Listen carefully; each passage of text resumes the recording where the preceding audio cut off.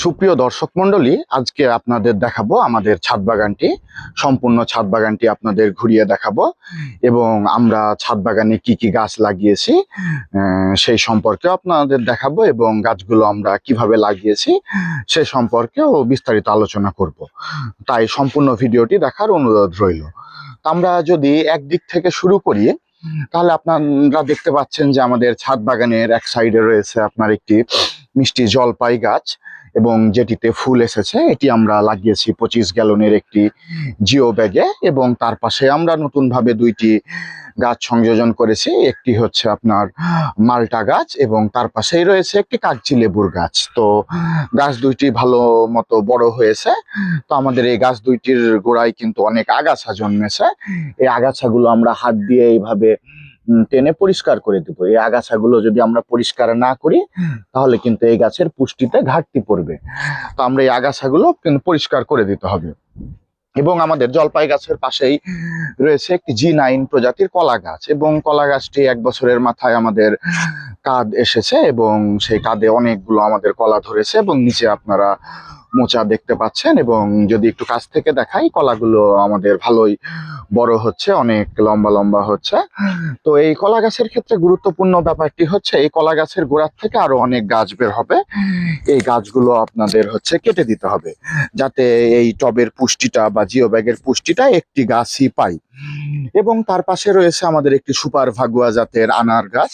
Super ভাগুয়া জাতের আনারগুলো কিন্তু সাইজে একটু ছোট হলেও ভালো মিষ্টি হয় এবং সংখ্যায় অনেক ধরে। যেমন আমাদের এই ছোট্ট একটি গাছে 100টির অধিক আনার আছে এবং আনারগুলো যথেষ্ট বড় হয়েছে। এখন হয়তো পাকবে বলে আশা করা যায় এবং তখন আহরণ করার সময় আপনাদের আমরা হচ্ছে আনারগুলোর ভিতরে দেখাতে পারবো। এবং তার পাশে আমরা রেখেছি একটি লেবু গাছ, কাগজি লেবুর গাছ, এবং লেবু গাছটিতে কিন্তু অনেকগুলো লেবু ধরেছে। অসংখ্য লেবু আপনারা দেখতে পাচ্ছেন এবং সাথে অনেক ফুল আসছে। আমাদের এই গাছটিরও গোড়াতে অনেক আগাছা হয়েছে, সেই আগাছাগুলো পরিষ্কার করে দিতে হবে। গাছটি কিন্তু অনেক ঝোপালো হয়েছে। ছাদ বাগানে আপনার গাছগুলো লম্বার থেকে যদি আপনি ঝোপালো করতে পারেন তাহলে কিন্তু সেইখান থেকে অনেক বেশি ফল আসবে। এবং তার পাশে আমরা রেখেছি একটি 12 মাসি মিষ্টি আমড়ার গাছ। তো এই আমড়ার গাছটিতে এখনো আমাদের ফুল ফল আসে নাই, কিন্তু গাছটি অনেক বড় হয়েছে। খুব শীঘ্রই হয়তো ফুল ফল আসবে বলে আমরা আশা করি। এবং আমরা এই দিকে রেখেছি একটি বাতাবি লেবুর গাছ।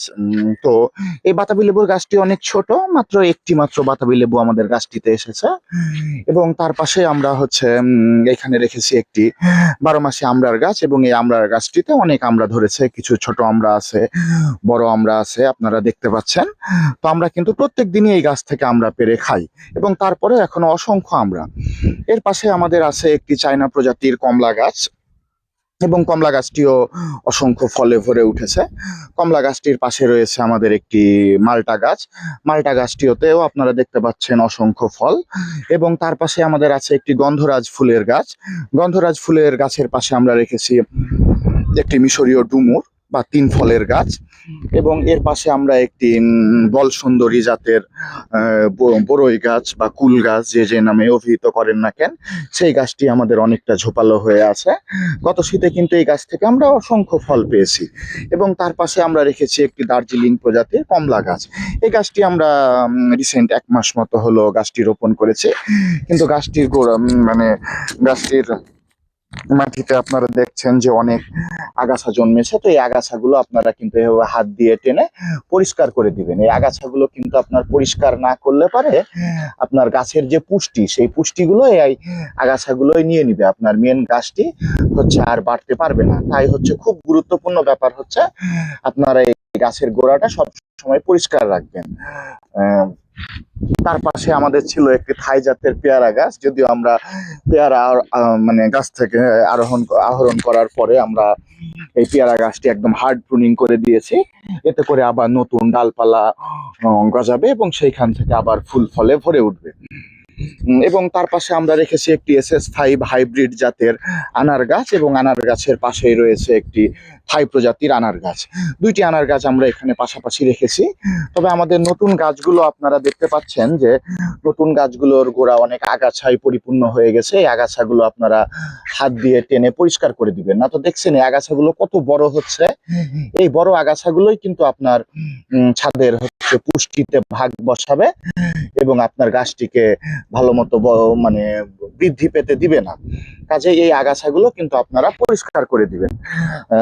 এবং তার পাশে আমাদের রয়েছে, আপনারা দেখতে পাচ্ছেন, একটি সফেদা গাছ। যদিও গাছটিতে এখনো আমাদের কোনো ফুল ফল আসে নাই, খুব শীঘ্রই আসবে বলে আমরা আশা করছি। আমরা ছাদ বাগানে রেখেছি একটি নিম গাছও রেখেছি, এবং এর পাশে আমরা রেখেছি একটি গোল্ডেন 8 জাতের পেয়ারা গাছ। এই পেয়ারা গাছটিও আমাদের নতুন লাগানো, এবং এই পেয়ারা গাছের পাশে আমরা ছোট্ট টবে কিছু শাক পাতা হিসাবে পুঁই শাক লাগিয়েছি, এবং এখান থেকে আমরা মাঝে মধ্যে পুঁই শাক আহরণ করি। এবং তার পাশে আমাদের রয়েছে পাশাপাশি দাঁড়িয়ে দুইটি পেঁপে গাছ রয়েছে, এবং পেঁপে গাছ দুইটি 6-7 মাসের মাথায় অনেক বড় হয়েছে, আপনারা দেখতে পাচ্ছেন, এবং সুন্দর সুন্দর অনেক পেঁপে আসছে। এবং এইদিকে যদি দেখায় একটি পেঁপে যাতে পাখিতে না খেয়ে যায়, ছোটবেলায় আমরা বলতাম না পাখি পাকা পেঁপে খাই, তো সেই আমাদের পেঁপেটা পেকে গেলে যাতে পাখিতে না খেয়ে যায় এই জন্য আমরা পলিথিন দিয়ে বেঁধে রেখেছি, এবং উপর দিকে আরো অনেক পেঁপে ধরেছে। এবং আমাদের এইখানেও পাশাপাশি দাঁড়িয়ে আছে দুইটি আনার গাছ। আপনারা দেখতে পাচ্ছেন যে বাম দিকেরটি হচ্ছে অস্ট্রেলিয়ান প্রজাতির আনার গাছ, এবং ডান দিকেরটি হচ্ছে GM2 প্রজাতির আনার গাছ। এবং গাছ দুটিতেও অসংখ্য আনার ধরেছে। এবং তার পাশে আমরা রেখেছি হচ্ছে আপনার দুটি ড্রাগন গাছ, এবং ড্রাগন দুইটিতে ফুল আসতে শুরু করেছে, আপনারা দেখতে পাচ্ছেন। এবং আমরা ছাদ বাগানে কিছু আম গাছও রেখেছি। আমাদের এইখানে আছে একটি মিয়াজাকি আম গাছ, এবং তার পাশে আছে একটি 12 মাসি কাটিমন আম গাছ। তার পাশে আমরা রেখেছি একটি হাড়ি ভাঙা আম গাছ, এবং আমরা হচ্ছে এইখানে রেখেছি হচ্ছে আপনার একটি আম্রপালি আম গাছ। তো আপনারা ওভারঅল যদি একসাথে আমাদের ছাদ বাগানটিকে দেখাই, তাহলে আমাদের এই ছাদটিতে প্রায় 30-এর অধিক গাছ রয়েছে, এবং আপনারাও চাইলে কিন্তু খুব সহজে আপনাদের ছাদে এরকম এক টুকরো সবুজের সমারোহ গড়ে তুলতে পারেন। তো আজকে এই ভিডিওটি আর দীর্ঘায়িত করছি না। আমাদের এই পেজে বা চ্যানেলে ছাদ বাগান রিলেটেড আরো অসংখ্য ভিডিও পাবেন।